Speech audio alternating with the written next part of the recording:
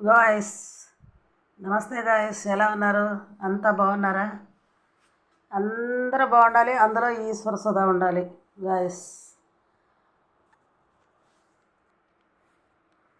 Guys, ఇందులో అన్ని రకాలు వేసాను, చూపిట మర్చిపోయాను. కొర్రలు, రాజమా, ఏరుశనగ గుళ్ళు, సజ్జలు, జొన్నలు, రాగులు, అన్ని రకాలు, ఇవి శనగలు, బొబ్బర్లు, అలసందలు, అన్నీ అన్నీ కలగలిపేసి కొన్ని బియ్యం వేసి, కొన్ని బియ్యం ఒక గుప్పిడంతా బియ్యం వేస్తున్నాను. ఒక గుప్పిడే వేస్తున్నా బియ్యం, ఎక్కువ వేయనీటికి ఒక గుప్పిడే వేస్తాను బియ్యం. ఇంకొక విషయం ఏంటంటే, మినప్పప్పు కూడా ఒక గుప్పిడి మినప్పప్పు వేస్తాను. ఒక గుప్పిడి మినప్పప్పు వేస్తాను. ఆ గుప్పిడి మినప్పప్పు వేసి అన్నీ కలిపి పొట్టుపప్పే వేస్తాను. ఆ గుప్పిడి కూడా మినప్పప్పు పొట్టుపప్పే వేస్తాను. పొట్టుపప్పు వేసి అప్పటికప్పుడు వేసుకొని నానబెట్టాను. ఇది నానబెట్టకుండా అప్పటికప్పుడే వేసేసుకొని కడుక్కొని శుభ్రంగా 2-3 సార్లు వాష్ చేసుకొని మిక్సీలో వేస్తాను.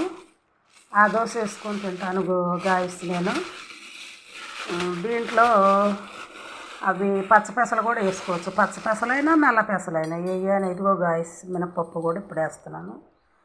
ఇందాక అన్నీ వేసేటప్పుడు మీకు చూపెట్టు మర్చిపోయాను గాయస్, అందుకని ఇప్పుడు చూపిస్తున్నాను. కొన్ని అన్నీ వేస్తాను గాయస్, అన్ని రకాల ధాన్యాలు వేస్తాను. అన్ని రకాల ధాన్యాలు వేసుకొని అప్పుడప్పుడికే చేసుకుంటే బాగుంటుంది గాయస్. నానబెట్టకుండా కూడా అప్పుడప్పుడికే వేసుకుంటే, అప్పుడప్పుడికే అన్నీ వేసి 2-3 సార్లు బాగా వాష్ చేసుకోవాలి. దాన్ని శుభ్రంగా వేసుకొని దాంట్లో ఏమన్నా మట్టి ఉంటుందా, ఏమన్నా వేసుకుంటుందా, అవన్నీ శుభ్రం చేసుకొని నీట్గా అవన్నీ మళ్ళీ శుభ్రంగా కడుక్కొని, నేను 2-3 సార్లు కాదు చాలాసార్లు కడుగుతాను. నాకు కొంచెం ఇసుక అయ్యి ఉంటాయేమో, ఇసుక తగిలిద్దని కొంచెం భయం, అందుకని చాలాసార్లు వాష్ చేస్తాను. చాలాసార్లు వాష్ చేసిన తర్వాత అవన్నీ మిక్సీలో వేసుకొని కొద్దిగా కొంచెం బరకగా వేసుకోవాలి గాయస్. కొంచెం బరకగా వేసుకోవాలి.